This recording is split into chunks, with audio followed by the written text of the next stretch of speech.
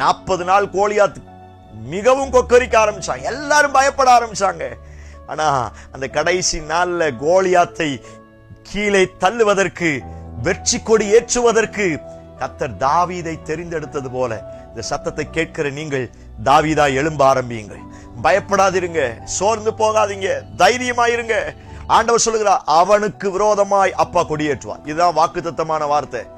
சத்துரு வரும் பொழுது அவனுக்கு விரோதமாய். எது சத்துரு?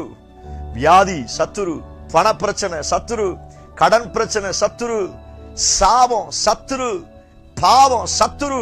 இந்த வார்த்தைகளை கர்த்தர் உங்களுக்கு தீர்க்க தரிசனமாய் சொல்லுகிறார். இந்த பாவத்துக்கு விரோதமாய், சாபத்துக்கு விரோதமாய், இந்த பொருளாதாரத்துக்கு விரோதமாய், கடன் பிரச்சனைக்கு விரோதமாய் அப்பா உங்க சார்பில் வெற்றி கொடி ஏற்ற போகிறார். எத்தனை பேர் பெற்றுக்கொள்வதற்கு ரெடியா இருக்கிறீங்க? இந்த வார்த்தையை சொல்லுங்க. என் பிள்ளையை தாக்க வருவதற்கு முன்னே அப்பா வெற்றி கொடி ஏற்றுவார். ஹல்லேலூயா. என் கணவனை, என் மனைவியை, என் கையின் பிரயாசங்களை சத்துரு வெள்ளம் போல தாக்க வருவதற்கு முன்பதாகவே அப்பா எங்க சார்பில் கொடி ஏற்றுவார்.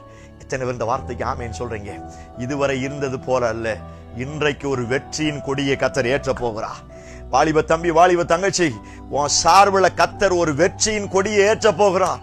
உங்க வீட்டுல, உங்க கையின் பிரயாசத்துல, உங்க ஸ்டடீஸ்ல, உங்க ஸ்பிரிச்சுவல் லைஃப்ல இதுவரை இல்லாத அளவுல ஒரு வெற்றியின் கொடியை பரிசுத்த ஆவியானவர் ஏற்றுவேன் என்று வாக்குத்தத்தம் பண்ணுகிறார்.